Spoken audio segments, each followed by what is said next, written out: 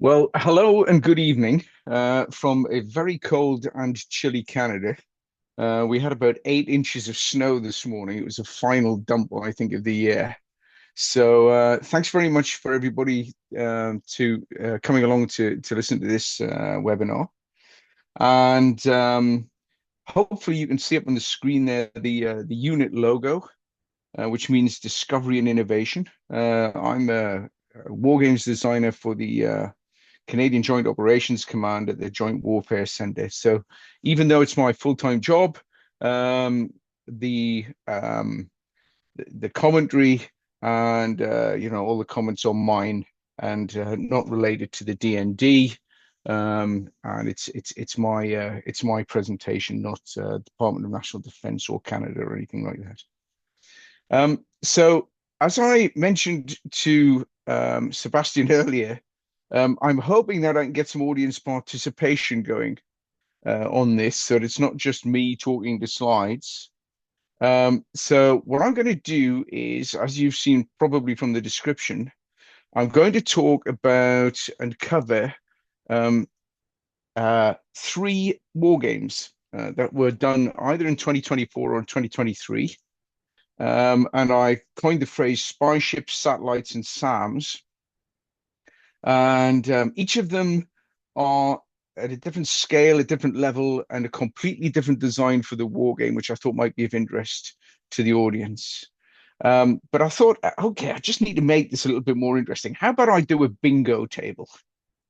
So that picture there, which Sebastian has kindly also put in the chat, shows down the left-hand side the three games. Game about spy ships, called Frontier Sentinel, which is the name of an exercise, and a TTX, which was a war game which we did about naval matters, maritime matters, and that was an operational level game. The second one down is called Satellites, and it's Shields Up, and it was a game that we did for Australia, Japan, Canada, and France. And the third one, SAMs, surface to air missiles, is actually the name of the game was called Race to Riga.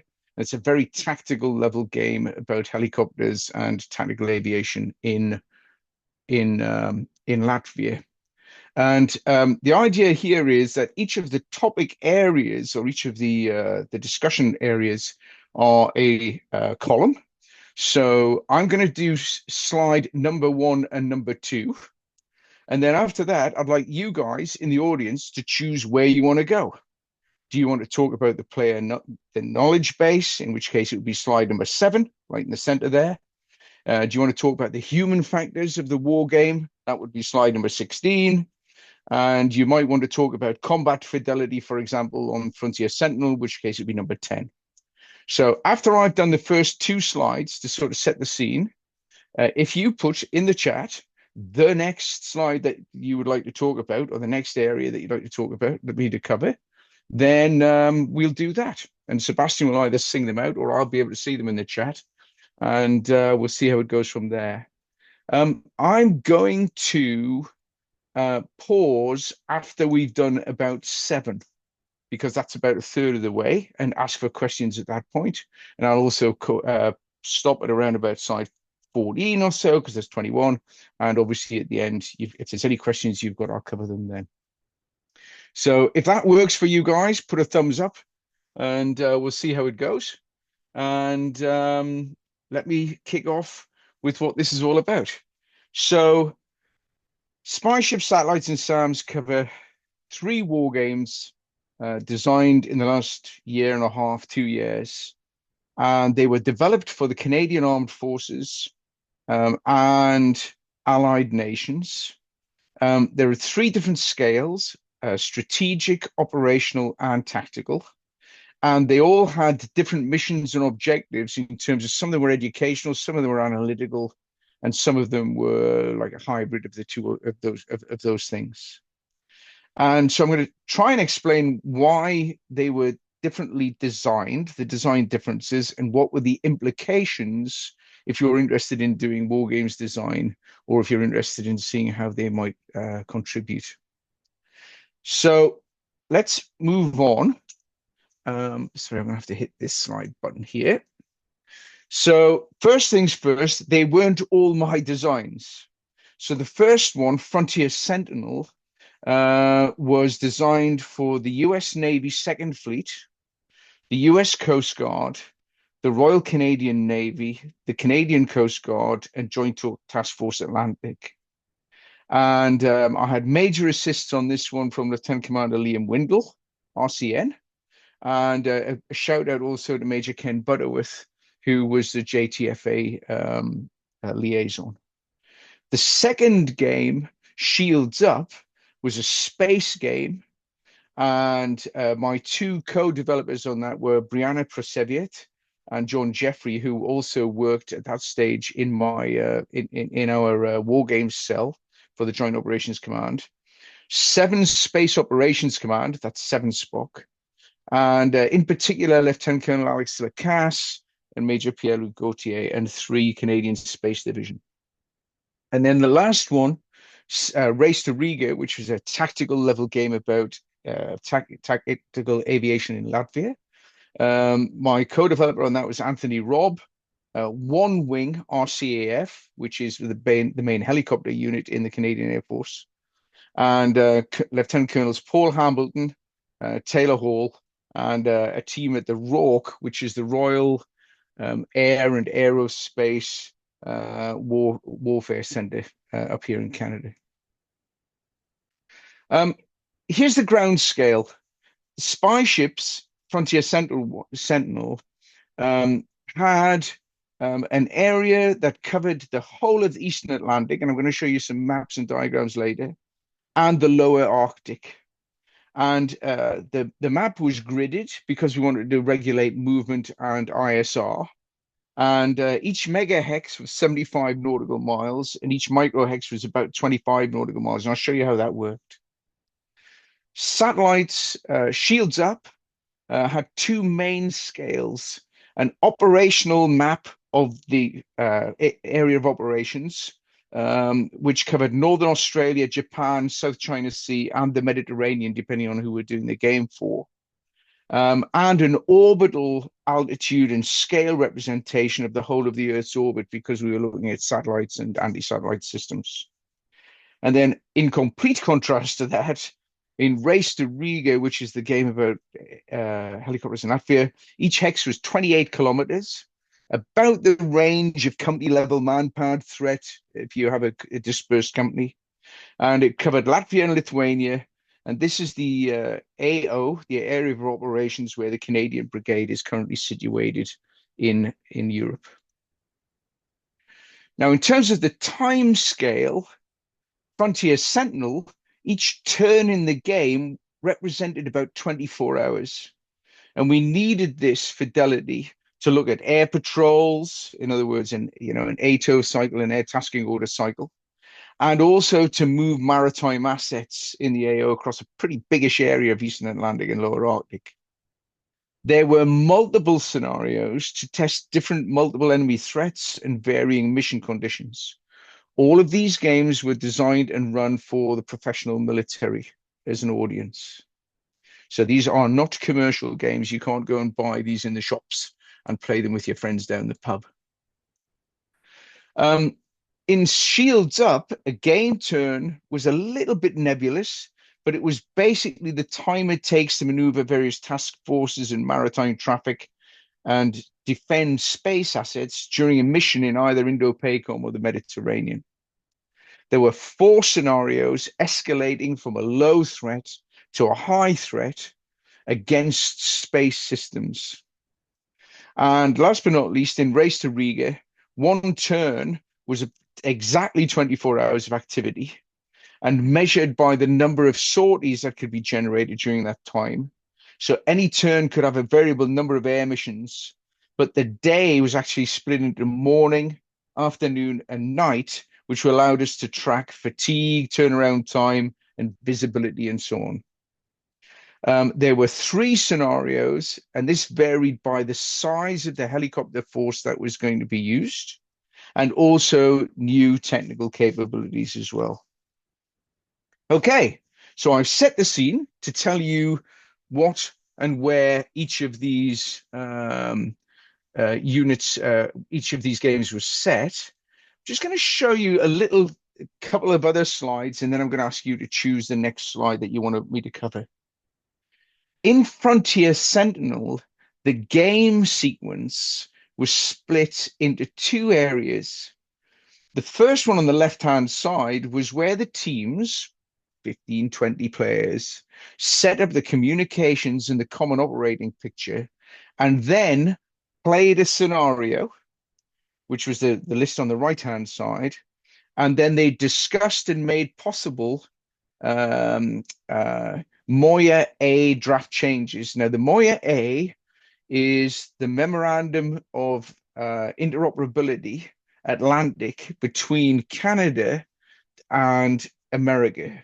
And it really covers how navies will cater with a maritime threat in the Atlantic or the Pacific, but this particular game was set in the Atlantic. And after we had made any possible draft changes to that agreement, because this is a government level agreement between Washington and Ottawa, we would then rotate players between the teams, reset, and then play another scenario. And the scenario set the start states on the right-hand side.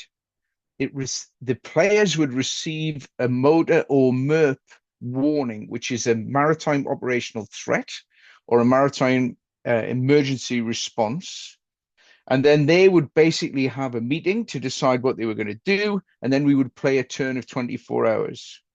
And during that 24 hours, we were looking at MCON, emissions control for the various platforms, ISR, that's intelligence, surveillance, and reconnaissance, and then air, land, and sea maneuver, and then see what would be happening. So this was a 24-hour turn, which would rotate like 3, 4, 5, 6, 7 times, depending on how long the scenario lasted. And then they would go back to, if you like, an operational level, and we would make some changes. In scenario 2, or sorry, in game number 2, Shields Up, the preparation time scale for the game is actually years or even decades, because it's the amount of time taken to put satellite systems and command and control systems on the Earth into being. So that could mean launching satellites, setting up links, data links between all of these various places. Then the operational time scale for step 2 was basically days, occasionally hours. And then if an attack took place or a disruption took place or a cyber attack took place, that could happen quite literally in milliseconds in real life. So the interesting thing about this was being able to balance those 3 different time scales, because they're all relevant to whether or not you can actually defend space assets. That was a bit of a design challenge, I'll tell you that. And then the last one in terms of time scales were the one set in Latvia, where we're talking about helicopters supporting a ground fight in Latvia. And the preparation time scale for that is months to actually get units over to Europe, get them set up, get the units operating in a NATO environment where there's multiple different nations.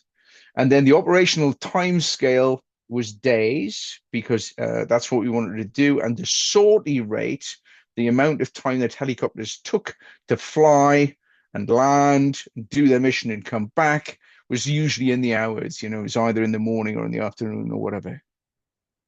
Okay, so that's the introduction. You know the 3 games, you know about the time scales and what they are. So first one up, who would like to choose a slide? And I see Mark Flanagan. I see you've gone to number 18, which by my count here is the order of battle. And Mark, because you were first out of the trap, if you like, I'm going to slide 18. And we'll see what we get. And hopefully I can get to it reasonably quickly. This is the only bit I hadn't been able to practice. Okay, so the order of battle for military wargaming is basically the amount of units that you have and what they can do. So I'm going to cover Frontier Sentinel first, then Shields Up, and then Race to Riga in that order. So first of all, for Frontier Sentinel, remember this is all about spy ships. The premise of this particular war game was that the Russians were trying to gather some information and or conduct some type of below the threshold of kinetic fighting in the Atlantic. This sort of thing happens all the time for real. And what we wanted to do was we wanted to test the blue organizations, which were from, I mentioned it before, the Second Fleet, the Royal Canadian Navy, the Canadian Coast Guard, and the US Coast Guard, and a couple of other agencies as well, to see whether or not they could cope with the Russian activities in the North Atlantic and lower Arctic. So one of the things that we did was we had each scenario randomly select the readiness status of blue. So in this particular instance, for example, if we chose a medium readiness scenario, then of all of the possible air assets that could be used in this AO, only 75% would be available. And the naval assets would all be available, but we would randomize their locations. So the players had no fixed start state. They had to actually cater for and work with the forces which were available to them, randomly decided in some cases, and still carry out their mission. For land assets, it was 50% available. And because this type of mission in the Atlantic gets space support, they would get a pass. It's a slight abstraction, a pass available per day. They would be able to use space assets to look for something or detect something using electronic surveillance. The order of battle for spy ships had all of these things down the left-hand side. So a Halifax is a frigate, a Canadian frigate. The Kingston class is a patrol ship. The Harry de Wolf is an Arctic surveillance, and so it's got minor ice breaking. It's an Arctic offshore patrol vessel, actually. It can do some ice breaking. The Arleigh Burke class destroyers, you may know of, they're American. Freedom class littoral combat ships. And there was also the ability to use a Virginia SSN, because that was part and parcel of this particular order of battle. The three in orange are US Coast Guard vessels and Canadian Coast Guard vessels. And as well as that, if you look at the bottom, there were also fixed wing maritime patrol aircraft, some rotary wing helicopters, and some search and rescue lifeboat bases that could go and have a look at stuff. And as well as that, there were UUVs or UAVs which could be deployed from some of those ships. So, for example, when the Freedom deploys, it's often got a UAV on the back. The Halifax often has a UAV on the back. And some of the other assets could also deploy UUVs. There were some ground units represented in the game. The Canadian Ranger Patrol Group is mentioned there.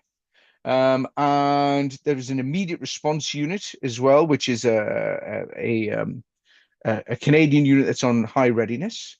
And sometimes you need maritime boarding parties, and they're available from either US or Canadian assets. And they are some of the counters that we use to represent those assets. These all three of these games were analog games, so they were played on a map with a group of players around it. And the reason for that wasn't because we couldn't digitize them. We actually digitized a little bit of this one. But what we wanted was, because they were all educational or analytical games, in fact, all three of these were analytical, we wanted people in person discussing the various possibilities. And as to what they could do with their assets and the challenge that was being posed to them. So that's the AO for the order of battle for the Spyships game. And I'll point out a couple on here. You see the VOIO one? That's a vessel of interest, and it's overt. In other words, it's a Russian AGI. It's a spy ship. It is actually a spy ship that monitors signals and electronic warfare, electronic signals. But a VOIC was a vessel of interest covert. In other words, it looks like a fishing trawler, smells like a fishing trawler, sails like a fishing trawler, but it actually has Russian naval personnel on board. And that is a real thing. We've seen it in the Baltic, we see it in the Black Sea, and we see it off the coast of the Atlantic, our eastern seaboard. Order of battle for Shields Up consisted of two types of things. And the first one was nefarious acts, which could take place by either, in this case, China or Russia. And they are activities that can take place to disrupt, degrade, or perhaps destroy in extreme circumstances, space assets. So here and these were done using cards. So each of the cards explains precisely what the asset can do, and I'll show you another example of this in a little while when we come on to what the combat situation was with these. But each card represents some sort of capability. So on the left-hand side, you've got a co-orbital anti-satellite RPO, which means moving into position near to one of your satellites. So it's a maneuverable satellite. That's an actual satellite. It's an offensive capability. You'll notice on the card on the left-hand side, lower portion. It's a munition because it's a dazzler. It's a laser dazzler, this one. Or a jammer, in which case it's passive. And any attack which took place by that particular asset was non-reversible. In other words, this would be a satellite which would move close to another satellite, disable that satellite, and that's it. Once you've done it, it's done it. Jamming, on the other hand, the card in the center, is an offensive non-munition activity. It's active. You know when it's happening, because this is jamming that comes from the surface and goes up into space and jams, say, for example, a satellite downlink, or it could jam a satellite surveillance pass. And that is reversible because you can stop doing it. You can switch it on and then you can switch it off. And spoofing, again, that actually happens to be a Chinese one, but the Russians have got some almost exactly the same. An offensive non-munition, active non-reversible. On the right-hand side, when we do all of these games, what we do is we do a lot of research. Yes, the Kessler effect could end the game. It's a very good point, and it was something that was considered. On the right-hand side is a table which was current in 2022 when we did the research as to how many events each of the countries listed have done within, I think it was about the last 10 years. So you can see that China had done about 40, Iran about 12, the USA about 20, and Russia about 44 during that time scale. And we made the card deck reflect those percentages. So if we were playing a game in Indo-Pacom and it was a Chinese enemy, basically we had, about 30% of them would be direct descent anti-satellite weapon cards. Now, they didn't have to play them, and they might not have played them because of that Kessler effect, because if you knock a satellite out, although it has been done, what it does is it creates so much debris in that particular orbit that it could actually destroy a lot of other things, and you get that sort of knock-on effect. Let me move on to another couple of card examples. For the blue side, these are two Canadian assets. The one on the left-hand side is shows you a building, a headquarters. It's the Canadian Space Operations Center. It gives you the location, so where it is physically, and its defense value. Defense value means how hard it is, how resistant it is to cyber attack, for example, or jamming. And on the right-hand side, we've actually got a space domain awareness satellite. This is Sapphire. This is it sits in space in low Earth orbit and looks up into space and tracks other satellites. All of these games were either unclass or classified at a level where we could abstract some of the capabilities of these items, because depending on what we're doing and where we were able to reveal, details of them. But this is all open source. This stuff that's on the bottom of the cards here is all open source information. You'll notice that there are quite a bit of details on that middle line there. It tells you the perigee and inclination and the period, which are key for satellites, and which band it operates in. In this case, Sapphire operates in the S band, because that was interesting when we got further on. Matt, I've seen the question about the maritime thing. I'll cover that when I get to it. And the area of operation, the order of battle for Race to Riga covered different brigades in NATO in Latvia, and also aircraft, flight crews, maintenance crews, and spares, forward airfields, and forward air refueling points.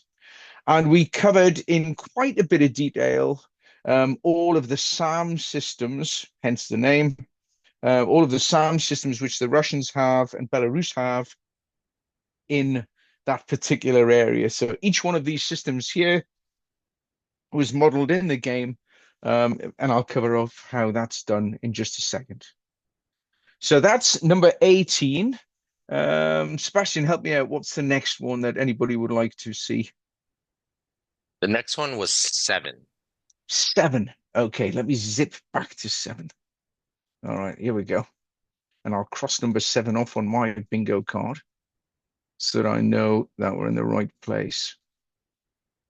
Here we go. Whoop. Okay. So, number 7. Okay, so who are the players that we're going to be playing these 3 games? So, for Frontier Sentinel, they were all serving officers, civilians, and NCOs from the Royal Canadian Navy, the Canadian Coast Guard, the US Navy, US Coast Guard, and some other agencies that would be actually doing the real operations if a maritime emergency was called.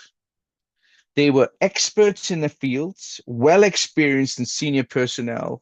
And the most senior person playing in this particular game, the Frontier Sentinel one, was actually the deputy commander of Second Fleet, who at the time happened to be a Canadian admiral. Shields Up, which was took place in Japan, Australia, and here in Canada, with the French coming to us, were serving officers and NCOs from the Japanese Space Force, the Australian Space Force, the French Space Force, and the Canadian Space Command. They also were expert in their fields, well experienced, and senior personnel.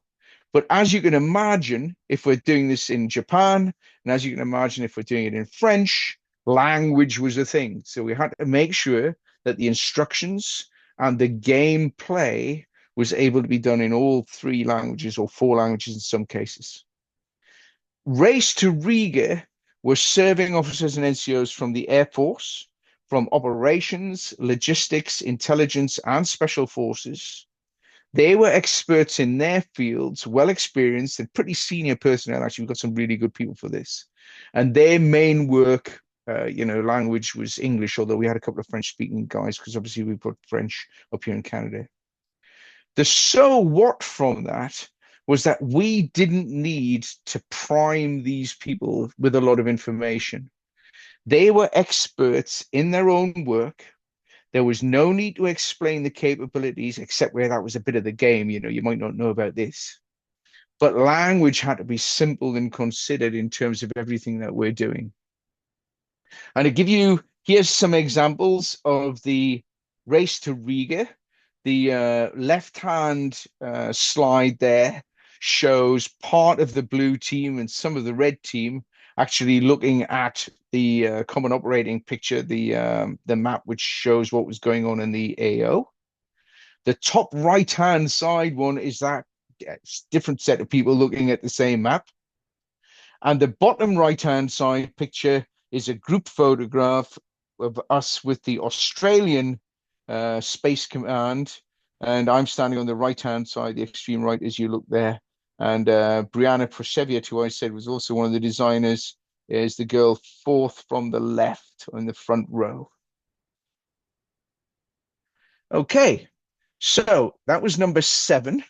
And I think I see that number 9 is the next one on the list, which David Walker wanted me to cover. So let's jump to number 9. And I'm crossing these off as we go. Okay. Just a second. That's quite loading 8. Okay, slide number 9. Single blind. Frontier Sentinel was a single blind game. I'm going to show you a slide in just a second that shows how it was done, where blue were able to see what they could see, and red was able to see and know about what they could see. And it was an ISR game, very much so. So we had to put a blind mechanism into there. And I'll show you some slides as to how we did that. Russia had a pretty good situational awareness of all the fixed and open source units, but they had virtually they had no idea where the submarines were, and often they had no exact location of air assets. Now, this is an interesting point here about working in the Atlantic in peacetime, because this was a peacetime scenario. Most shipping has on what's called an AIS system. And an AIS system is an identification system, and where's an identification? Airborne IS or ship AIS. It's basically a strobe that tells everybody where you are and who you are, and it's for safety and for navigation, and it emits. And the only thing is that fishing boats, sometimes they're not working. Sometimes they're just not working because, they don't maintain them. And sometimes they'll switch them off because they want to move into certain fishing areas and fish illegally. And spy ships and covert surveillance ships and intelligence gathering ships will switch off these identification systems and go what we call black, where basically nobody will know where they are. Blue often had no idea where red was, because red was moving in plain sight or hiding in amongst fishing fleets, or they'd switched their AIS off and gone black, and they were hidden in amongst all the civilian traffic that was going on in the area. Now, in Shields Up, you can imagine it's pretty hard to hide a satellite, actually. In fact, it's almost impossible to hide a satellite from radars and surveillance assets. So Blue had a very good knowledge of red capabilities, both in space, slightly less in terms of what they were doing on the ground, because jammers and things can be moved around, and certainly no idea of what was going to happen in terms of a cyber attack, because red would be setting that up and then unleashing it at a certain moment in time. Red had a very good knowledge of blue assets and capabilities, and both sides had asymmetric victory conditions in the 5 critical capabilities, which I'll talk about in a minute. There were 5 capabilities that blue were trying to preserve and red was trying to attack in this particular game. In Race to Riga, we played an open system, But the situational awareness was limited by a percentage detection chance, which was affected by both weather and activity, because the area in Latvia is actually very small. It's only a couple of 100 kilometers deep from the Russian border to the coast of Latvia. So there's not a great deal of space to hide in that area. And the main activity that affected detection, apart from actually flying helicopters in and around the AO, was the sortie rate. In other words, how many helicopters were flying in and out of a particular base. Red could track that using a process and a system called GMTI, which is movement and tracking uh, indication. And this is done with airborne assets which stay well clear out of the air defense range. They're used extensively in Ukraine by the Russians to look at vehicle movement in the AO. They can track vehicles moving and see where they're going using these long-range standoff radars and also satellites. Blue knew the red overall plan, but what they didn't know was which axis, and I'll come back to that in a second, which axis red were going to put their electronic warfare and air defense on each day. And red could switch those around. So in one day, they could have a lot of electronic warfare assets in the southern axis. And then the next day, they could move them up to the middle one, and then they could move them back again. And this represented red assets being moved around to actually support a particular plan of advance. Red had the knowledge of the blue mission tasking each day, but only after they'd committed to their air defense plan, so they couldn't change it. They had to say, okay, we're going to put most of our missile batteries in this axis before they knew what blue was going to do with the helicopters, which was part of the game. Now, here's some pictures of the sorry, I should have explained if you look at the titles of these, if it's blue, it's the maritime game. If it's red, it's the kinetic game. And if it's yellow, it's the game in space. So I've color coded them so it's easy for you to see. So here we've got the blue common operating picture. There's a C2 diagram on the wall behind the guy on the right-hand side. And that is the map that we used. And you can see in the lower half of the map, they're fishing vessels. And then there's one, you see there's one red counter just on the right-hand side. If I get my laser pointer, just a second, I'll be able to show you just here. They've managed to pick up one red asset. And all of these here are fishing vessels off the coast of Newfoundland and off the coast of Boston and New York and so on and so forth, if you go a little bit further south.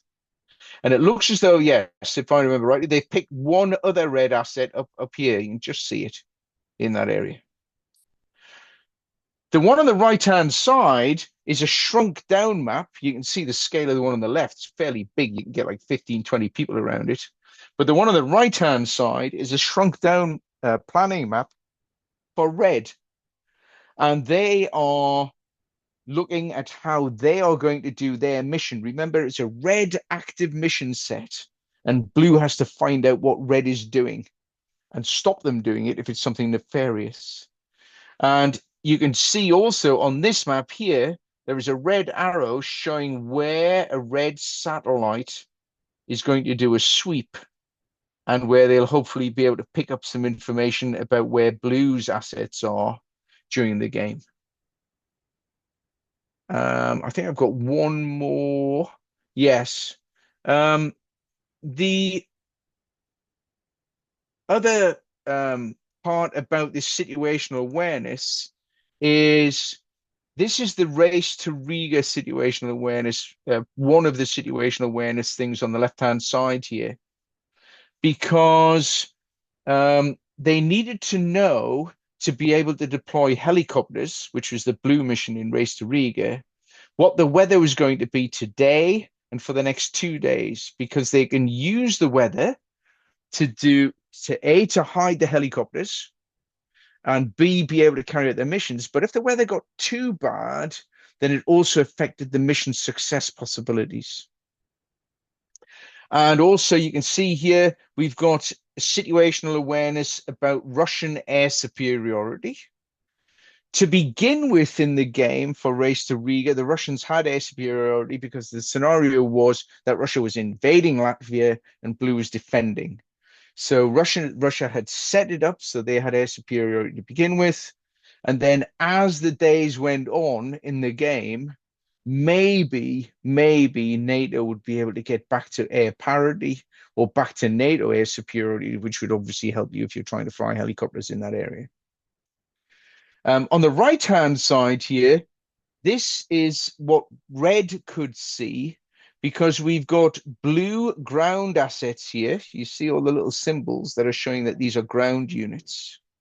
And all of the arrows depict actual links and then later optimized links and nodes of who can talk to what. So, for example, here, we've got the Canadian Space Operations Command that I showed you earlier.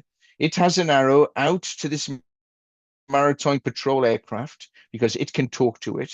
And it's also got a double arrow to the Canadian Space Agency, which is a civilian organization.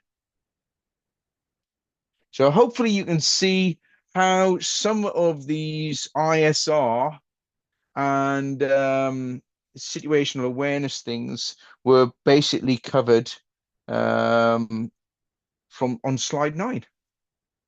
Okay, next slide. Who would like to do a thing? Anybody would like to choose one? Number 8. Number 8. Okay, here we go. Somebody's asked for that, whoever MF is. Okay, so I'm going to move on to slide 8, and I'll cross that one off. Okay, this is all about enemy actions. What can they do in the various games? So here's a summary of all 3 games, and then what I'm going to do is I'm going to cover each one in a little bit of detail, and that should get us to the 7, and I'll take any questions at that point. 3, 4, 5, 6. No, one more after this. So slide number 8, enemy actions. So I mentioned before about how Blue had a state of readiness, either low, medium, or high. And if they had high readiness, they had a whole bunch of kit. And if they had low readiness, they had hardly anything. In other words, they weren't expecting a situation. Now, in Frontier Sentinel, the naval game, Red also had high, medium, and low difficulty missions. So if you can imagine that in a 3x3 grid, okay, Red had a possibility of high, medium, or low, and Blue had a possibility of high, medium, or low readiness. And so this varied the ORBAT that Red had, but the actions that they could take were largely related to electronic warfare or surveillance. And I'm going to show you that on a table in just a second. If Red thought that they were going to be arrested or captured by the Blue Coast Guard or the Blue Navy, okay, US Navy or Canadian Navy, then they could actually scuttle their ships. They could sink their own ships. They could be aggressive if they thought that they were going to be captured. And in one of the scenarios that we ran, we actually got them to ram a Canadian Navy ship because what we wanted to test was the Blue ability to be able to deal with mass casualties. That was part of the exercise requirement that the game had to do from our sponsor. In the second game, Shields Up in Japan and Australia, Red was able to disrupt, deny, and degrade, and in extremis destroy a satellite. Now, you don't have to physically blow it up. You can blind it, but that basically destroys it. Blue, on the other hand, was largely reactionary, and they were able to reroute data and surveillance and utilize other non-space assets if one of their satellites or one of their systems was disrupted.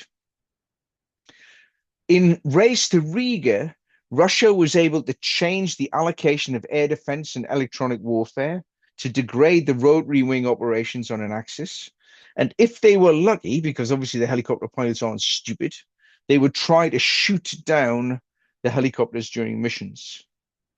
Red also had the ability to conduct long-range fires if they detected blue bases. But this wasn't an automatic thing. There was a percentage chance of that happening. And they could also react to progress by adding more resources to an axis of advance if they were being slowed down. Here's the list of missions that Red were trying to do, and it was based on a die roll. They were given a priority mission, a high priority mission, or a medium priority mission, depending on what they got at the start. Remember, this is an asymmetric game. And so I'll pick out number 2. If Red were given mission number 2, they had to record the emissions and the response time from a US or Canadian maritime patrol aircraft. So they had to move into the AO somewhere in the eastern, I guess, off the East Coast, Western Atlantic, and then record the radars and the radio traffic of a US or Canadian maritime patrol aircraft. These are the type of missions that we know the Russian spy ships do. So this was open source, and all we had to do was make sure that they were realistic, so that the players who were playing it would know, what they had to achieve during the war game. Here's some more details of how you would do that. Remember that second one about recording emissions from a US or Canadian MPA here? Well, in order for that to happen, the MPA had to be within 2 megahexes, and I'll explain that in just a second about the scales of an MPA. So they had to have a ship, the Red team had to have a ship that was within 150 nautical miles of one of these aircraft that was flying. Okay. Now for the space game, on the left-hand side, you've got the mission that the blue team were trying to do. So in this particular instance, they were trying to monitor the transit of a People's Republic of China unit from the South China Sea to the Solomon Islands. And they had to provide images, imaging intelligence, and analysis of the ship movement, in particular the naval vessels, how many there were, where they were going, and their course and speed. So this was the blue mission. On the right-hand side is a red attack card, which we call it, where they basically had to plan to disrupt, deny, degrade, or deceive or destroy some space assets for this particular blue mission. They had a pretty good idea of what blue were trying to do. And here, this is a real example. This is mission set number 2. And you can see the situation now. For every one of these scenarios, we took real life examples of what was going on in this particular case in Indo-PACOM. And it was the flight of a particular WZ-7 Soaring Dragon UAV. This actually happened. We found some missions like this, or some things like this that were happening, and we built those into the game. That's a real track from the Japanese Space Operations Command, showing precisely where that high altitude hail went. And this is a picture that was taken by a Japanese air defense fighter. And this is the route it took through. You can imagine this is Taiwan, and here you've got Japan here with all the various islands. This was the route it took. And interestingly enough, if you look at the bottom, there's a little table here. You know, I mentioned before that there were 5 space capabilities in the space game. These are the 5 space things that you can do for a space force. PNT's position, navigation, and timing. This is GLONASS and GPS. Space domain awareness is watching up into space to see where enemy satellites are, or enemy unfriendly satellites, or your competitor satellites are. And that is looking up into space. ISR is pretty obvious, intelligence, surveillance, and reconnaissance. So this is satellites looking down onto Earth to see exactly what's happening on the Earth, either with infrared or radar or synthetic aperture radar often. SATCOM, pretty obvious. Okay, this is satellite communications, people being able to talk by using satellites in space. I guess, your Elon Musk, Starlink type stuff. And then MW is missile warning. Uh, Both NATO and Russia and China have missile warning satellites in space that are set normally in geo, so they're in a geostationary orbit, and they're looking down at the Earth and they're looking for the flash of an intercontinental missile being fired. That's how we know, for example, when Korea does missile tests by looking down using the missile warning radars. So these mission sets and assets here, Blue, in this particular instance, had to keep the SDA, ISR, and SATCOM in the green. In other words, operational. It could drop to yellow, which is slightly disrupted, and I'll show you that in a second.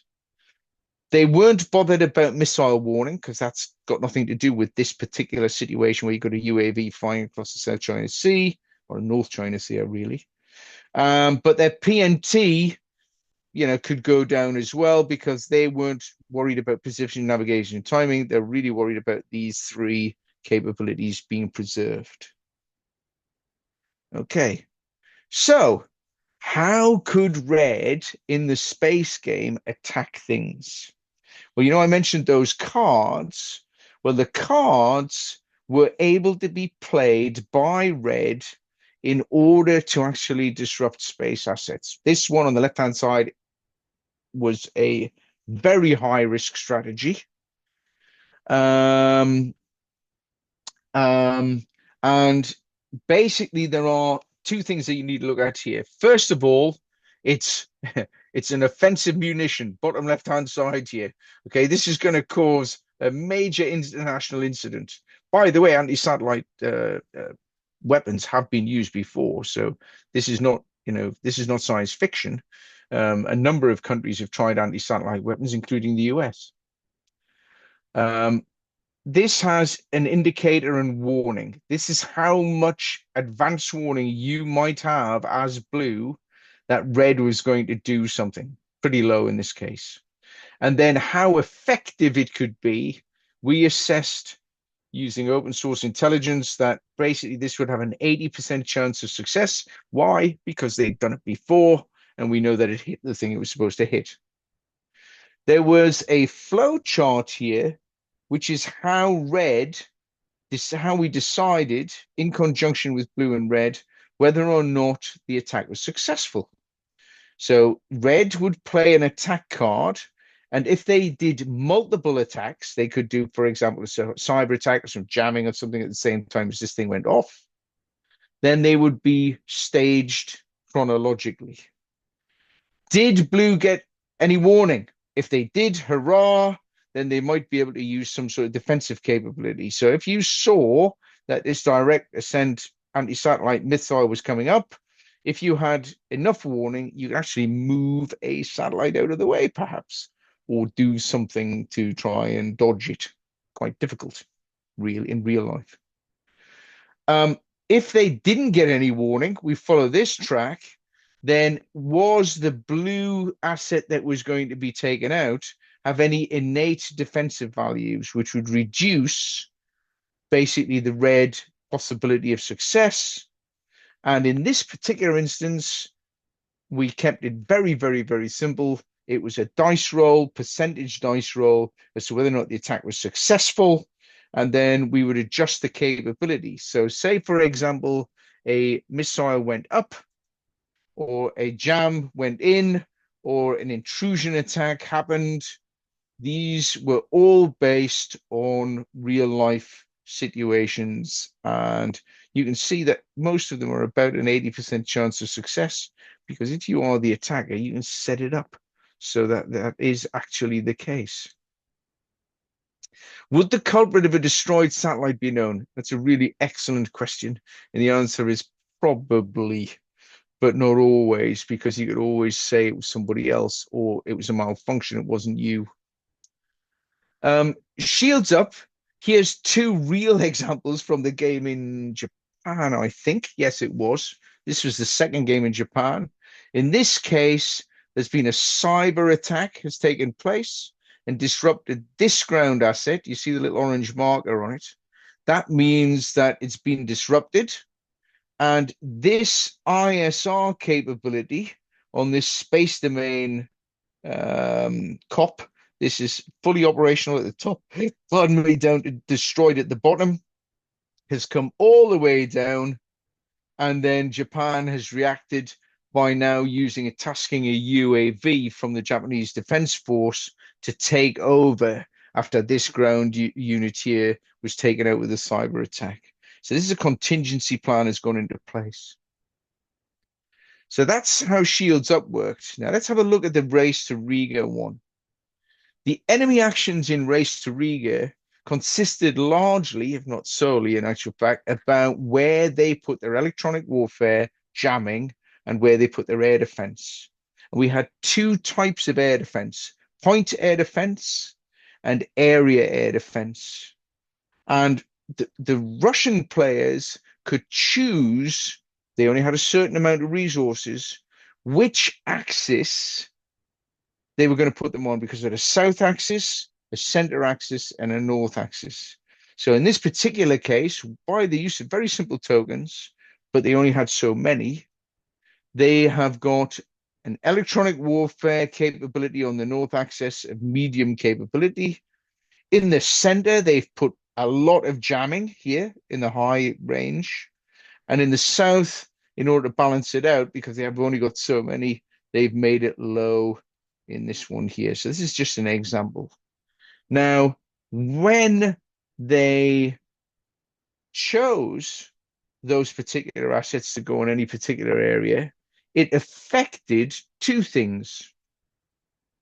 The first one was the ingress to the mission zone by the helicopter and the egress coming back out, because a helicopter basically on a mission has to fly in, do something, do an about turn and come back. But if you look here, okay, these are the base chances of success of the 4 different or 5 different mission types that the helicopters were being asked to do. These are real. This is not classified. You could get this from OSINT. This is the type of missions that helicopters do in modern combat. They can do an attack mission. They can do a surveillance mission. They can do personnel recovery or casevac. They can do C3 support, in other words, acting as a rebro, and they can move stuff around. They can carry things from A to B. But this percentage chance of successfully completing the mission was determined by the SMEs before we actually did the game as part of the design process. But you can see here, if the area air defense is high, or if the area EW is high, or if the point defense is high, the chance of success comes down. Okay. So if, for example, the helicopter was trying to do a casevac, trying to bring some casualties out, normally, in normal circumstances, on a good day, it would be able to do that with a 70% chance of success. But if there was a high area air defense, that would bring it down to 60%. Why? Because the helicopter would have to remain really low to keep away from this area air defense. And if it had to come within range of a point defense system, in other words, really close to the front line, then that's actually going to come down by 20%. So instead of 70, it's now down to 50-50. We didn't roll dice for this because we wanted a full range of results.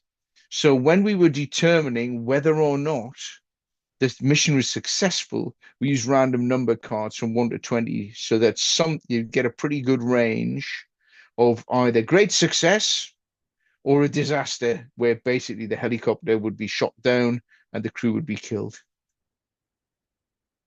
And Russia, in the Race to Riga game, could also do things. They could fire long-range fires to try and damage bases. And the probability of detection in a hit was how many missions had been flown in and out of that base. And this here is a die roll, which was modified by the number of missions that had been flown from the base and to see whether or not it actually had occurred or not.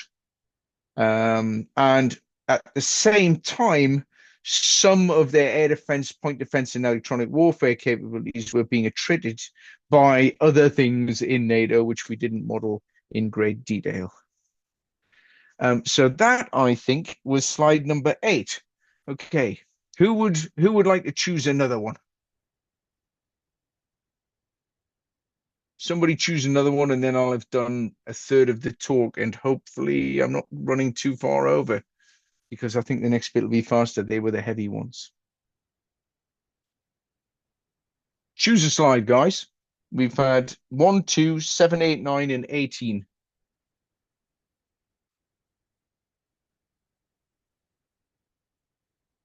16.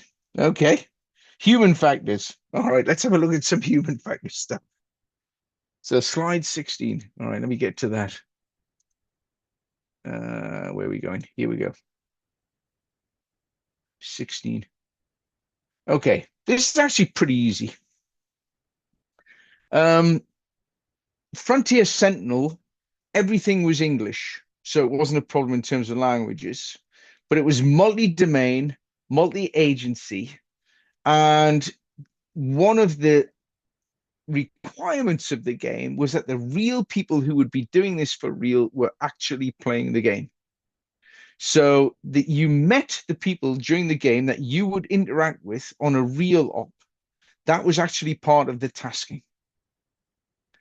And over the top right-hand side here, you can see the Vice Admiral who was in charge, second in command of Second Fleet, briefing his team as to what they were going to do about these Russian spy ships that was floating around off the coast. The picture at the bottom is the actual Japanese team there, together with some people from Canada in the green, and multiple languages and cultures. And what it meant was that when we were doing the game, I actually had to brief some of the Canadians on Japanese cultural differences because I'd worked in Japan and I'd worked for a Japanese company in the past. We actually swapped team members and mixed the team members up in both Australia and Japan. So we had multiple nationality teams playing both red and blue to get at the differences in nomenclature, the differences in TTPs.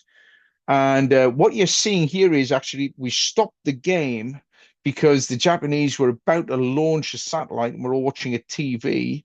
And unfortunately, in this particular case, the rocket that was launching a satellite, it was one of their satellites, one of the military satellites that was going up into space, actually malfunctioned and they had to destroy it in low Earth orbit. Didn't quite make it to low Earth orbit in the upper atmosphere, let's just put it that way. And then in Race to Riga, we had multiple A codes. So we had A2, A3, A4, and A5. So that's intelligence, operations, logistics, and planning.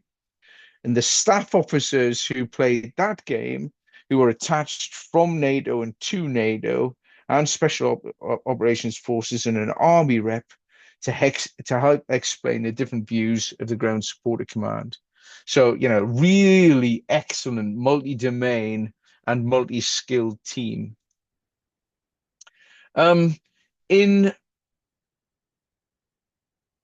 Yes, and that's exactly the same, but this shows just another couple of things that we used in the Race to Riga game. One of the things we were able to pump in and pipe in some open source, largely, like Google Earths and Street View and things like that. So they could actually look at air photographs or air, the equivalent of air photographs or the equivalent of air coverage. So in this particular instance, they're looking and thinking, okay, is that a good landing site? Are we covered from enemy air defense fire? And so we were able to actually look on the ground as the guys were actually doing the game to see whether or not, some of their plans would be good or bad. Okay, so that is 7 slides. Guys, I'm open to questions. So just pipe up on a microphone, just put your mic on live and ask me any questions for about 2 minutes. And then after that, I'll choose another slide. Or Sebastian, if you've got any. Yeah. So they can't come on mic. So I'll read out some questions that I've been tracking on the chat. So on the Sure. satellite game, did you consider attacks on soft target personnel, which would degrade blue capabilities, key personnel, and so forth? We had a yeah, we had a red attack card that was the 4 categories. So it was non-attributable, active measures, not reversible, and it was bumping off key personnel. It was actually either kidnapping them or shooting them or making sure that they were in a car accident or something like that. And it was either overt or covert. So the answer is yes, because we realized that the personnel at space bases set a pattern and are probably easily identified, actually, if you really wanted to do it. Great question. The other one is for the maritime focus game, how did you handle submarine stealth hidden movement and its limited comms when submerged? Well, with the submarine, in actual fact, Blue had to give it a track and a time in which it would come up. Now, remember, in the Frontier Sentinel game, each turn was a day. So submarines, generally speaking, pop up and or put a trailing wire antenna out or whatever it might be about every 24 hours anyway. So it could receive. We played MCON very heavily in this game. You can imagine with all those AIS systems. So red couldn't see the sub, and blue didn't know whether or not there was actually a red sub there because it was a double blind game. Remember, actually, it was a single blind game. So only on the red map was the locations of any UUVs located, and only on the blue map was the blue submarine, and red never saw that during the game. So it was just a simple blind system, basically. The next question is more of a broad question. Have you ever tested the war games with pro war gamers that are not in the military or against academics or academic representatives, essentially with different demographics? No. In these 3 games, no, because they were professional war games for professional officers and senior NCOs. So we were, the sponsor wanted, their people to do it.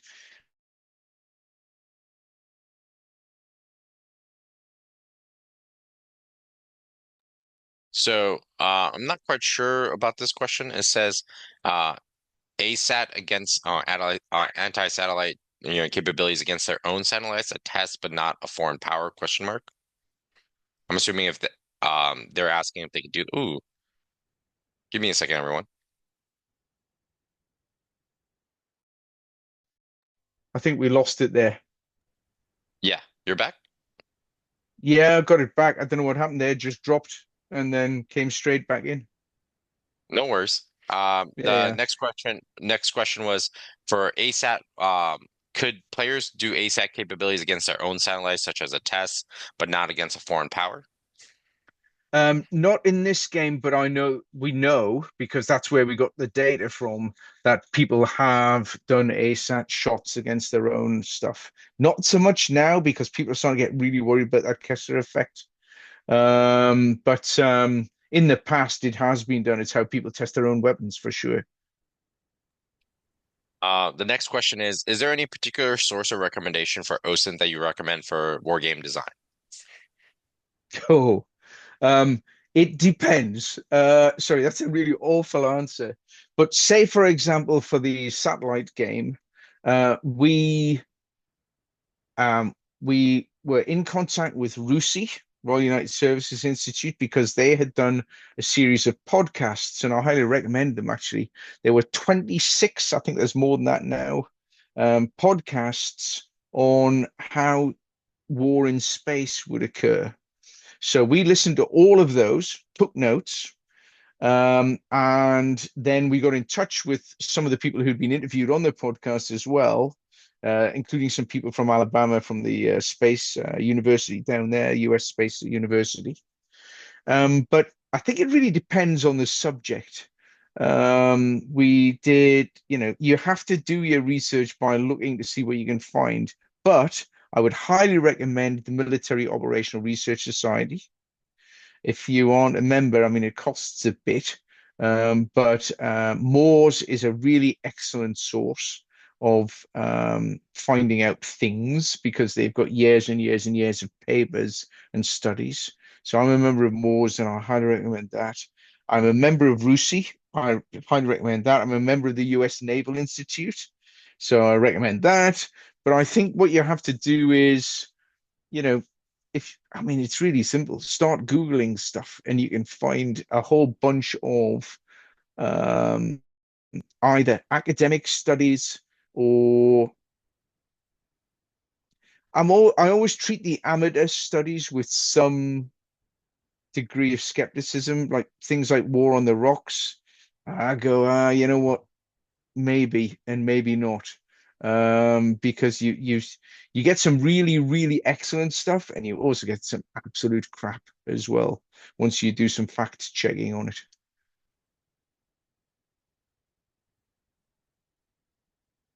Okay.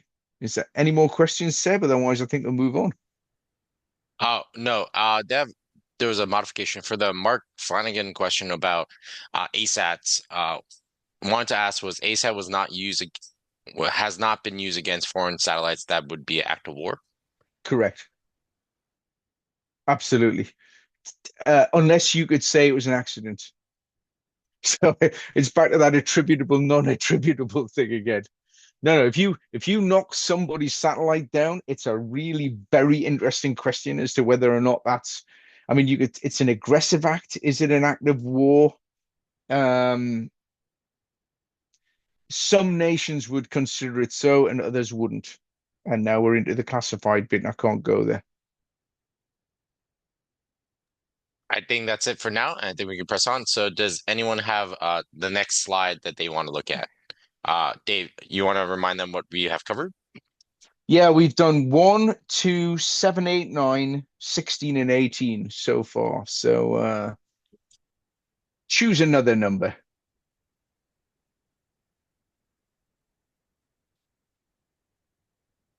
Bob Artis, you choose one because I saw your name there.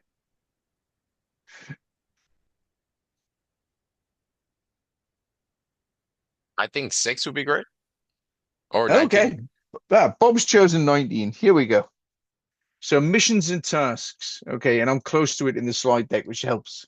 Okay, so let's have a look at 19. Okay, I did 18, which is the thing. Okay, missions and tasks. So there are a couple of slides here. The mission for the war game was the top four things on this particular slide. So our sponsor, US Second Fleet, said how up to 5 headquarters can interact. And the war game was to track the interactions to see if there were problems or C2 breaks and to look for efficiency and effectiveness improvements. Now, efficiency and effectiveness are two completely different things. Efficiency means doing something well. Effectiveness means doing the right things well.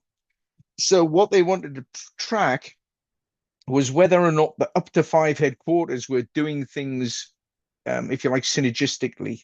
So, was the Coast Guard headquarters tracking X things? Were the military headquarters who had, say, for example, aircraft, maritime patrol aircraft out, were they feeding that information into the right place? So that was mission number one. Mission number two was what were the decision points and factors that would force or determine a supported or supporting function at operational and tactical levels. In other words, who should be working for who on the West Coast, in the Western Atlantic, if one of these incidents happened. And then closely following that, I guess it's related somewhat to that satellite question. What are the legal frameworks that tell you what force you can use or can't use in various economic exclusion zones? And last but not least, what they wanted to do for the war game was to record a whole bunch of incidents that happened because the players were playing against each other. These were, team against team war games, to be able to replicate them for real in the live X, which is happening this year. So, in other words, the war game was a precursor to a live exercise, which is happening this year. And the idea is that incidents that happen in the war game will be done with the real ships, the real aircraft, and a real, fishing boat representing an enemy or a Russian AGI. So that was missions and tasks for Frontier Sentinel. And we wanted multiple scenarios so that people would get to see different things. So hence this multi-turn closed war game slide. We wanted to say, okay, this has happened, then this has happened, then this has happened. This is from Matt Caffrey's book on wargaming, by the way. Okay. And that was slide 19. So pick another one, guys. There's slide 20. But I'll go back to 19. Somebody else pick a one. Marshall Miller. I see your face in the crowd.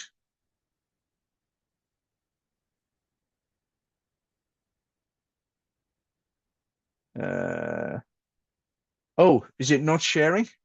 Have I lost the share when it's selected? Yeah, I think you need to share again. And Yeah. for the Okay. options, you can find them at the top of the chat. Yeah, I've got it. I put it on. It's on again. Yeah. Can you see it now?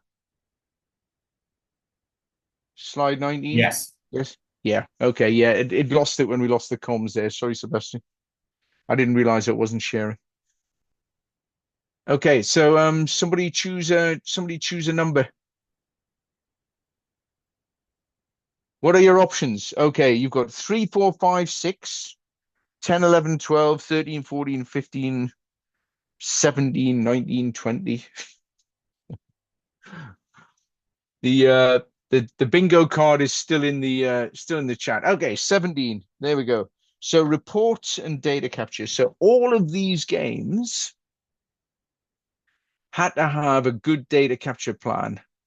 And the reason I had to have a good data capture plan is that once the game was finished, we had to be able to look back at the game events and keep those to be able to change things like the Moya A and also for the exercise and so on and so forth.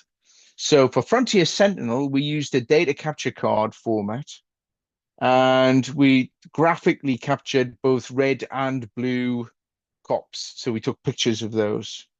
There were central debriefs at the end of each scenario where red explained what they had done to blue, and blue would explain to red what happened from their perspective. A full report was made at the end of that. That's part of our remit as a professional war games team. We have to write reports which listed all of the actions and observations segregated by broad types. So, something to do with command and control, something to do with logistics, something to do with tactics, whatever it might be. For Frontier Sentinel, there were over 150 points noted, which is an amazing amount of kit where people are going, this wouldn't work, or that wouldn't work, or how would we do that? And, if we put this type of equipment in this location, it would make all of our jobs easier in the Western Atlantic. So that was really good. 150 for a 3-day game was actually pretty good. For the Shields Up, we recorded major decisions. We kept those planning cards, when red was planning their attack and blue was planning what they were going to do. So we kept all of those. And we also had that final C2 grid where all of the lines between all of the satellites and headquarters and stuff were recorded. The ARAs were recorded and the main points for later examination at a higher security level because we played this game at a certain security level and then we had to go up to TS for some of the stuff.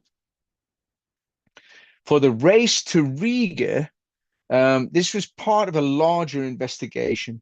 So we kept a running log of all the missions that were assigned, the success rate, the reasons for failures and losses, and fuel states and damage to bases and so on and so forth. The full report was actually classified, but the war game data formed probably about 80% of that study. And this was really, it was a high fidelity tactical look at how you could use tactical aviation in Europe. I've got a couple of examples. This was one that we used on Frontier Sentinel. This was the format of the data capture card. This was a decision point. Whether we could use an unused a maritime patrol aircraft or whether we could have to send a surface vessel. But the air radius, the situation here was that the MPA air radius wouldn't allow it to cover because it was operating out of a southern operating air base and it needed to go up north towards Greenland, topically. So, and it was a logistics and coordination problem. People would put check marks in here. And then, how was the decision reached? Who made the final call on it? Do we need to change the memorandum of interoperability? Which section? And, here's an alternative as well. Okay, and this is about putting some aircraft into Thule up in Greenland. That was an example. It's not a real one, but it's an example. And of course, here you can see, the actual orbit. So this shows you the operating picture. So this shows you all the links and nodes between the two or three countries that were operating in space at that time. And they're actually drawing in those links and nodes to see whether or not they could come up with a better way of people having, data feeds and communications. And then at the bottom left-hand side is a real example from Race to Riga, where actually this one I think was an example. So about spares and supplies in the Riga area. So that's number 17. 17. Number 4. Okay. Somebody wants to look at the area of operations. Thank you, Patricia. So let me go all the way back to 4.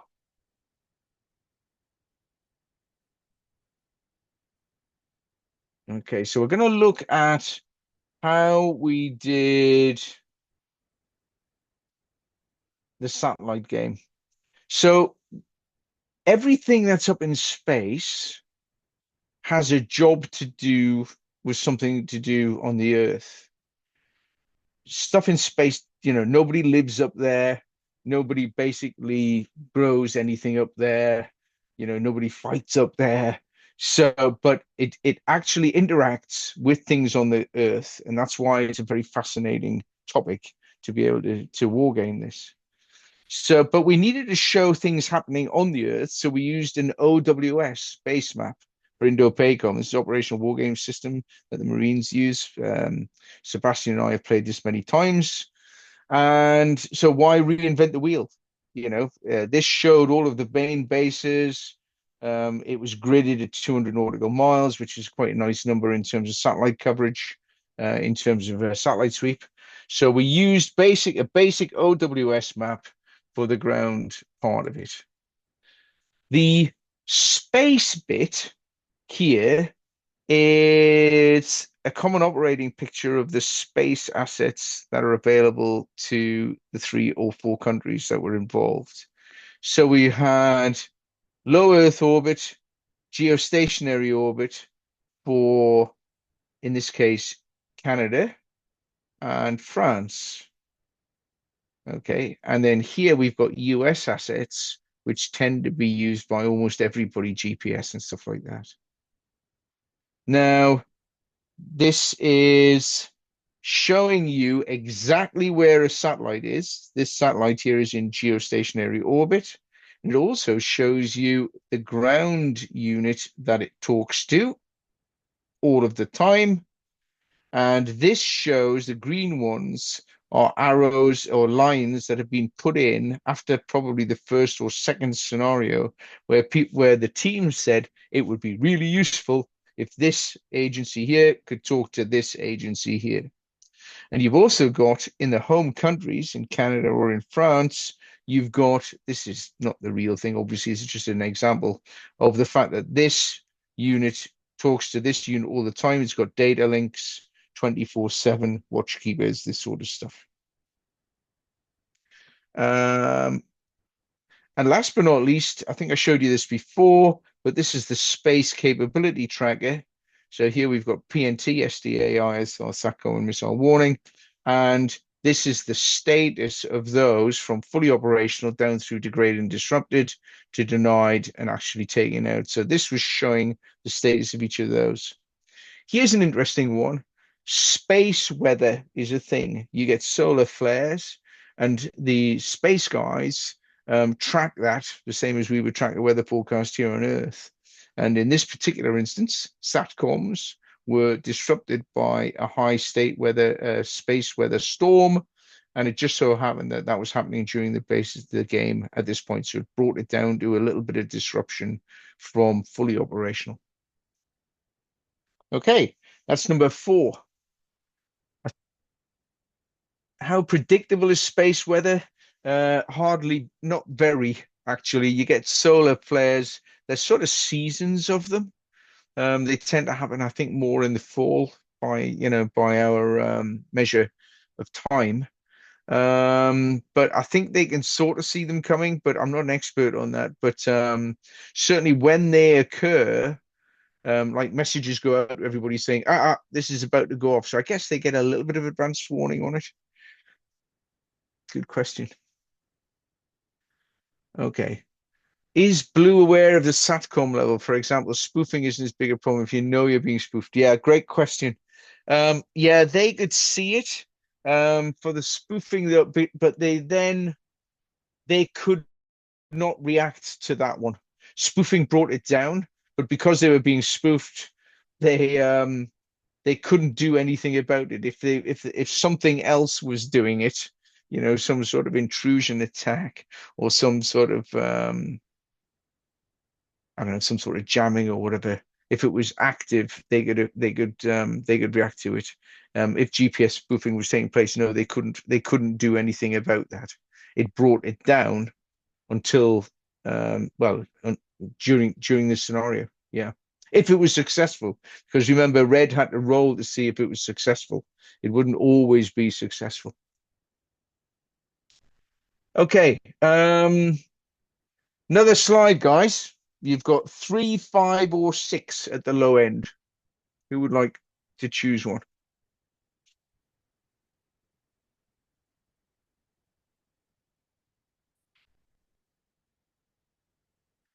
I'll just go for it if nobody's going to go for it. I'll go back to 3. Okay. So this is the Spyships one. This is the Frontier Sentinel game. And remember I mentioned about the fact that we hexed it? Well, we had 2 scales of hexes.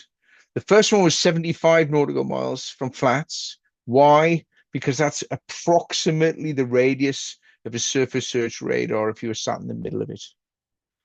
And 25 nautical miles microhexes are because that's roughly a visual horizon range. So you could see something with a set of binos or a set of, thermals or whatever, if you were in the middle of a hex.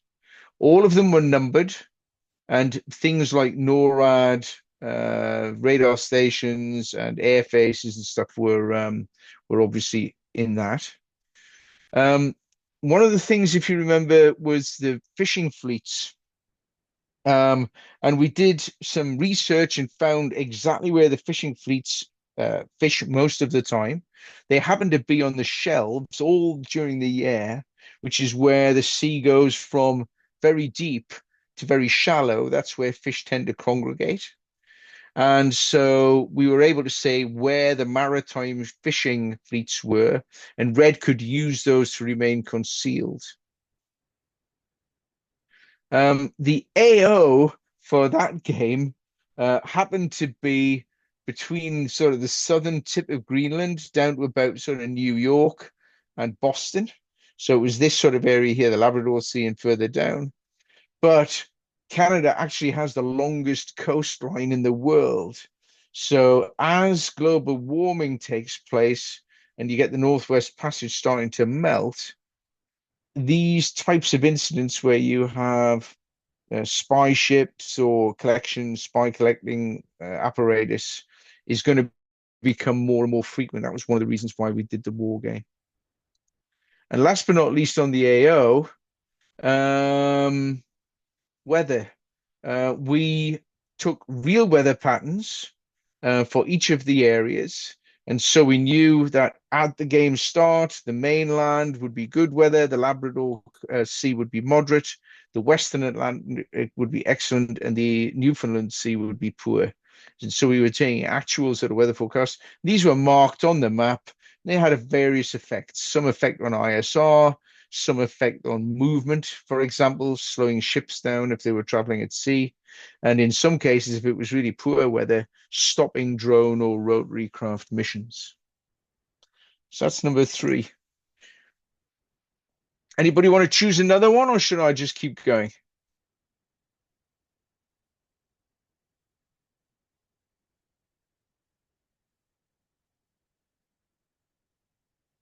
Okay. 6. All right, no problem. So domains. Okay, so let's go up to number 6.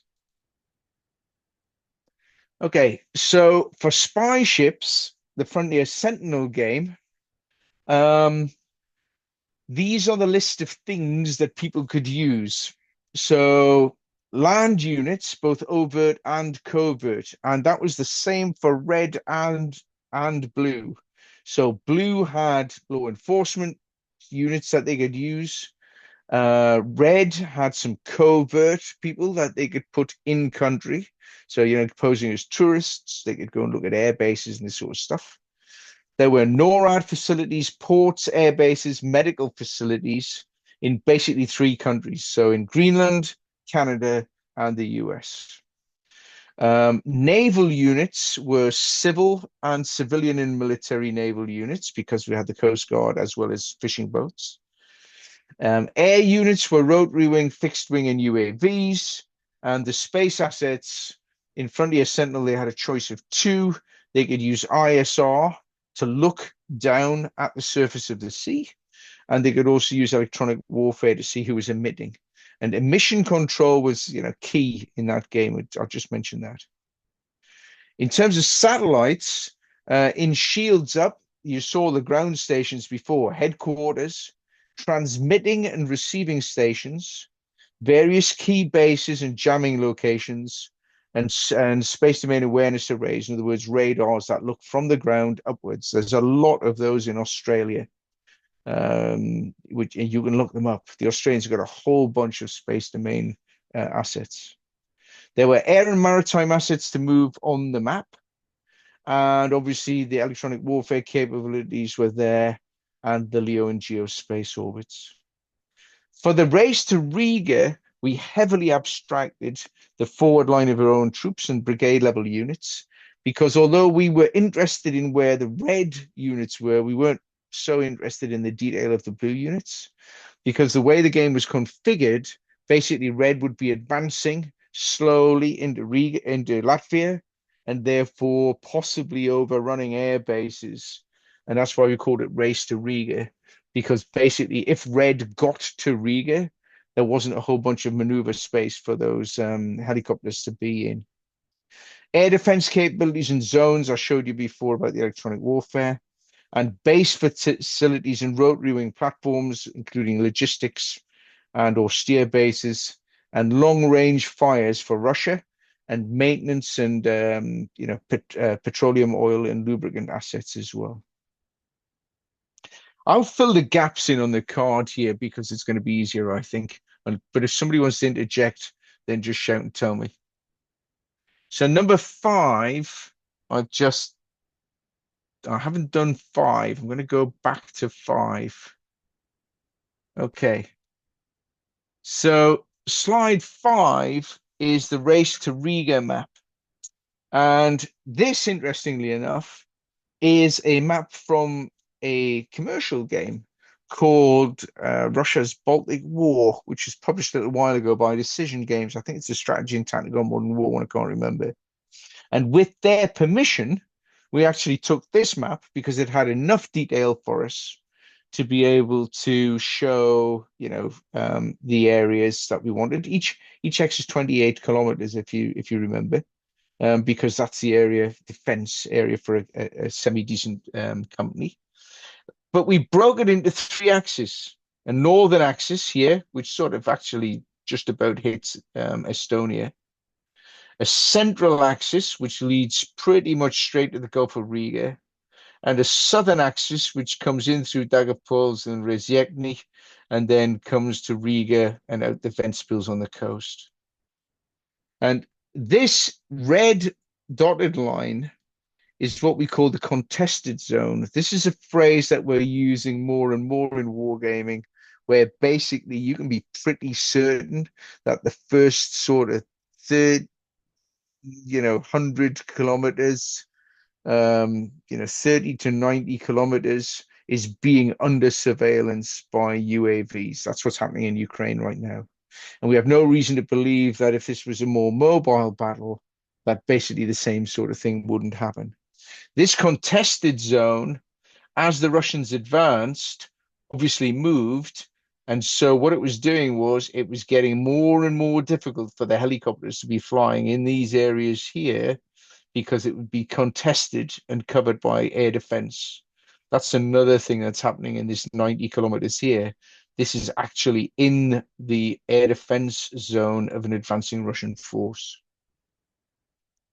Okay, so that was slide 5, and I've done slide 6. So I'm filling the gaps in, guys. Now, combat fidelity is something that we haven't covered, and it's varied by the game. So let me just go to slide 10. Each of these games obviously needed some sort of way of determining success and in some cases combat. So this is the blue one. This is Frontier Sentinel. Remember, there was no combat taking place in this. This is a civilian fishing vessel, which happens to have some Russian officers on it, floating about trying to do stuff. But one of the things that we did need to do in high fidelity was the intelligence, surveillance, and reconnaissance bit. Basically, each of these numbers here is a percentage times 10 chance, or is it a reverse? Yeah, of this platform being spotted. So here's a target on the left-hand side. So let's suppose you were trying to find a surface civilian vessel, and you are looking for it with an over-the-horizon ground wave radar. Okay, you've got actually it's the inverse. You've got a pretty slim chance of spotting this actually, whereas with a shipborne radar, pretty high percentage chance. So this is the number to beat on a D10, equal or beat, meet or beat. So for this, it's about a 40% chance. For this, it's almost an 80% chance, nearly a 90. That's a 90% chance. So these were taken from games that we'd done before. This is data that we had from our operational research people. And every type of radar or surveillance or ground or space. And this is unclass. This is not the actual percentage chance, but it's enough for us to be able to do it. And I've changed some of the numbers. Okay. Combat fidelity for shields up was based on a straight probability. And I mentioned that before. And because we were trying to keep the classifications of the games pretty, pretty low, We were using just a basic probability table. And we said that if red was using any of their cards, like a cyber attack or an intrusion attack or jamming, it would have a base 80% chance of success. That was modified, of course, by those little defensive shields that blue had on some of their facilities. Because if you've got a hardened military facility, it's actually pretty hard to hack it, using cyber.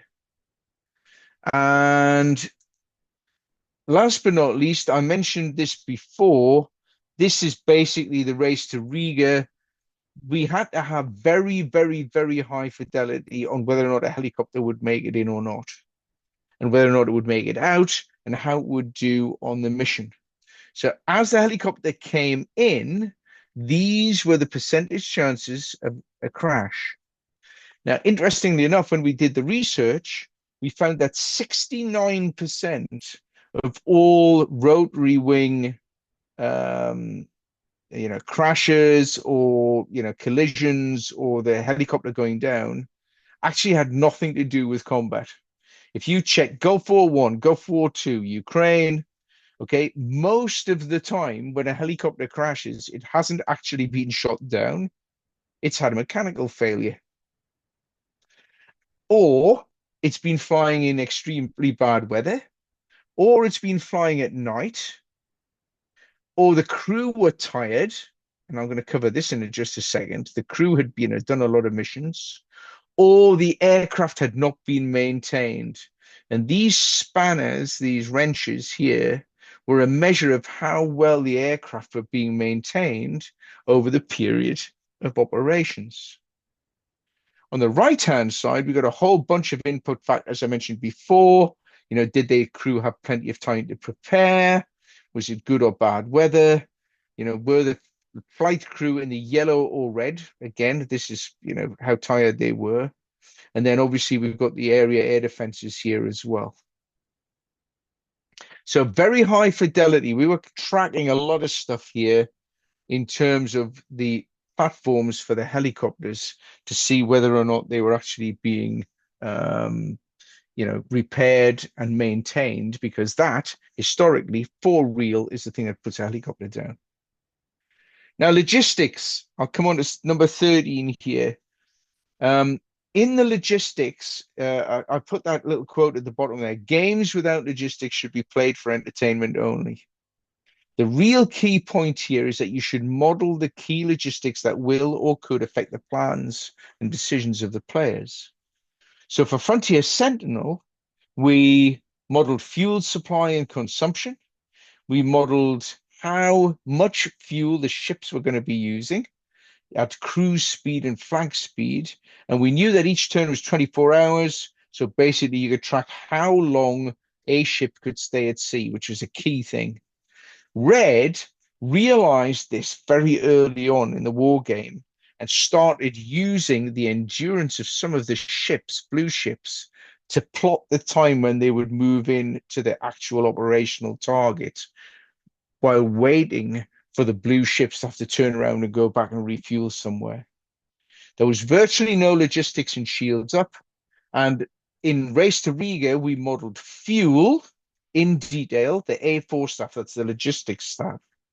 And they modeled and tracked the location of ammunition, fuel, spare parts, and the maintenance crews, because that was key to keeping the helicopters flying. Platform wear and tear was tracked. I just showed you 69% of all military rotary wing crashes are due to maintenance failures. Here's the speeds and how many hexes a day the various ships could go. And this is a very interesting one. How many days could the ship stay at sea before they had to go back to refuel? Check this out.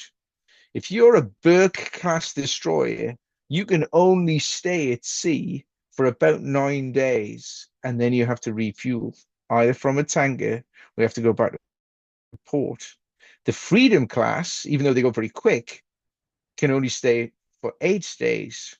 And obviously these little cutters, the Coast Guard cutters here, some of them can only stay out for 1 day.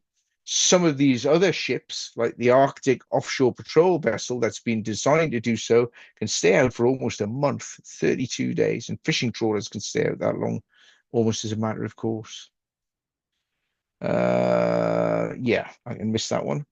Here's a typical air platform. We track how many helicopters they had using cards. So this shows the maintenance state of it from one fully maintained down to, we called it number 4 was duct tape and bungees are holding the whole thing together.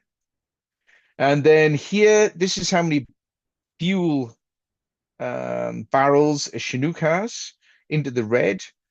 Basically, barrels were consumed on the way to the target area, then consumed during the mission, and then consumed on the way back. And of course, if the enemy is invading you and you're not getting any fuel resupply from anywhere, and the Russians are smashing stuff up as well with long-range fires, keeping enough fuel and where it is and the actual locations were a key part of the war game. Because we did about 3 or 4 play tests of this, and quite a few of them with the actual Air Force people, it meant that we had a really good handle on this. We knew how important it was. And I think that's an important point if you're doing wargame design. You can find the key areas of interest for the players by doing play tests with subject matter experts. Here's another little bit about the logistics in Race to Riga. Here are the crews. Every mission that they did, we would cross one of these boxes off. And then if they were rested, we would uncheck it. But if they did 1, 2, 3 missions without any break, they'd be into the red. They'd be starting to get tired. So it could be, for example, that you were running out of crews because they'd been shot down. We had helicopters shot down by the air defense and also, crashing in bad weather and stuff. Basically, if you didn't rest a crew, after about 2 or 3 days, you can imagine, they were starting to get really tired. And trying to rotate the flight crews and the maintenance crews, who also were tracked in terms of human factors, was a vital part of the game. Okay, I think that's 13, 14, and 15 done. So I'm on to the last 3 slides. But I'll take any questions before I do the last little bit if you've got any. I have one question, which is how many iterations of each game in the design cycle did you go through before the final product? Oh, we have a rule that we never do less than 3. So they all had at least 3. Looking back, I think the space game probably got at least 1 more. Caleb, no problem. Thank you very much. Sorry, I've just seen that one pop up. Hope you enjoyed it. Thanks very much.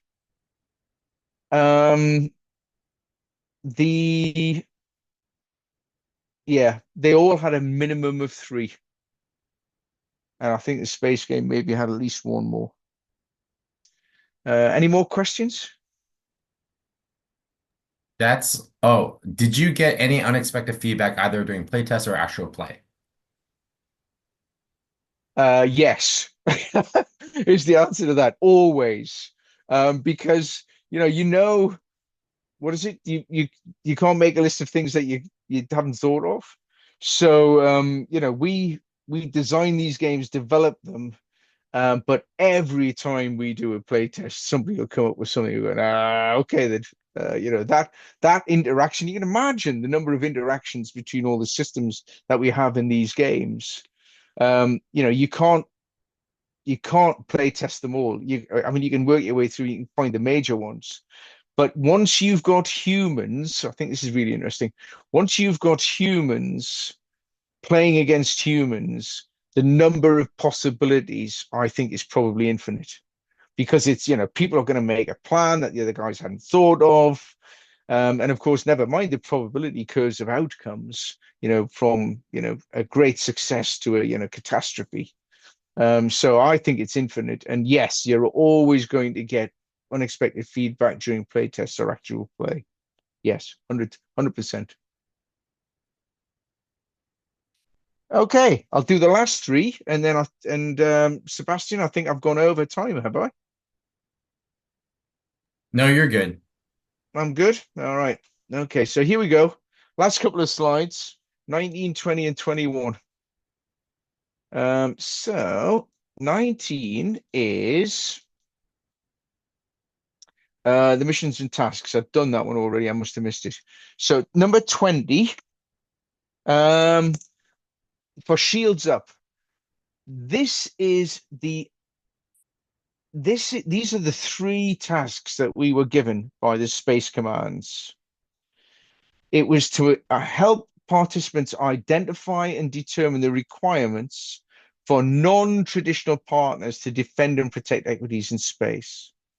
Now, interestingly enough, Canada and the US have very, very, very traditional space collaboration. But Canada and Japan, Canada and Australia, and Canada and France were non-traditional. We don't have normal agreements and interactions with those between these commands. And this was very much what was wanted by the Space Command. Why? Because perhaps with a degree of prescience, they thought that America might not want to continue collaboration with other countries. Now, this was during the first Trump presidency, and the noises were being made about the fact that some of the American capabilities in space might no longer be able to be used by other NATO countries. So this was a very sensitive subject when we designed this game.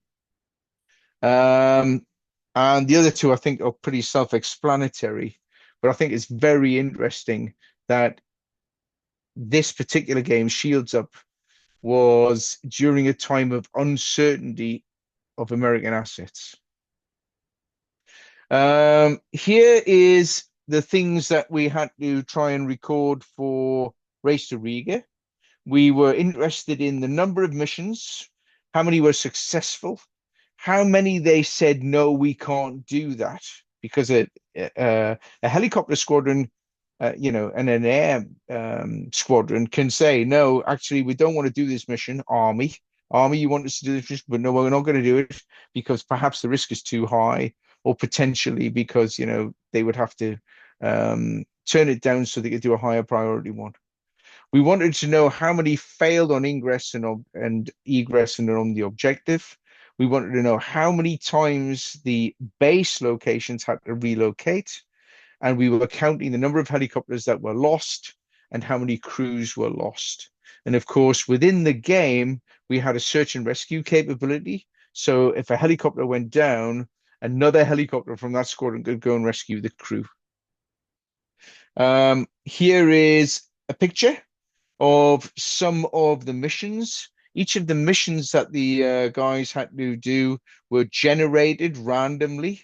Some of them were easy, some of them were hard, but basically each day the helicopter squadrons were being asked to do things by a higher headquarters. We did check some of our baseline numbers using some digital tools. This is command. So, for example, we wanted to find out the effect of those long-range strikes on an airbase. And so we did some modeling and simulation, I guess, of that. This shows some Iskanders coming in at 4,000 knots to try and knock out a command post and a fuel dump. So we checked our numbers on that. And last but not least, this is the conclusion. So Frontier Sentinel, that one, we got an Atlantic Fleet Commander commendation for that, so it wasn't too shabby. Everybody was so pleased that the war game was done, and as I said, I think earlier, 150 different improvement activities were generated from that game. For the Shields Up game with Japan and Australia, we got a Chief of Defence Staff commendation. That's the highest award that any section in the Canadian military can be given. There's about 3 a year given out, or 5 a year or something given out, and we got it for that game. And then last but not least, on Race to Riga, this formed the main context for another tactical study into rotary platforms in Latvia. And it also gave us some really good data on the next generation Canadian rotary wing requirements, which was coming up. In other words, are we going to go tilt rotor? How big does it have to be? How far does it have to fly? Should it be, what capabilities should it have? And it was also useful for a Kazakh war game, which we just completed as well. One thing I wanted to put in here about when designing all three of these games, or at least two of them, they were happening in parallel. So keeping track of where we were, this is an extract actually from a real spreadsheet that I had for the Frontier Sentinel game. Keeping track of all the activities for all of these games that we're developing, almost certainly we're developing two games in parallel, is really important if you're in this game. And that's a list of all the games that we actually developed and ran in 2024. So my team, which at the time was what, 4 people, we did all of these activities in 2024. And here's some pictures. Interestingly enough, just before we did the Frontier Sentinel game, the Russians actually sent a real task force down the East Coast. These are Russian submarines and Gorshkov class frigate, I think, that went into Cuba. So the weekend before we ran the war game, there was actually a Russian unit went down the East Coast, and we used that actually as the final scenario. And it helps, I think, if you have in your team people who have experience in various things. These are my pictures from some time I spent on HMCS Winnipeg. And this is a submarine because we did a submarine search and rescue war game about 3 years ago. So we knew all about the sub stuff. And last but not least, there's some pictures of some of the games, really. Up here is the Japanese team. Down here is the team that flew to Australia. We flew in the Prime Minister's plane, actually. This is the team that went and did that. And on the right-hand side, these are all the people that did Frontier Sentinel from US Coast Guard, US Second Fleet, and the Royal Canadian Navy. And that is it. Thank you very much. Hey, David, I want to thank you for a great presentation. I learned a lot, and I think I recognized one of the buildings in Japan. I think that's the Nichigaya, right, in Tokyo? Yes, that's Yeah, exactly correct. right towards the cafeteria back there. But on behalf of Georgetown University Wargame Society, I want to thank you for your wonderful presentation, your expertise, and your time. And thank you for our audience for being so engaging and trying our little audience bingo, which is great. Thanks again. And for those who have missed portions of it, we'll upload this to YouTube and where you can find it with the rest of our webinars. Hopefully, you'll join us for our webinar series later in the year as we continue this 2 weeks from now. Thank you, everyone. Cheers. Thanks very much, guys. Thanks, Sebastian.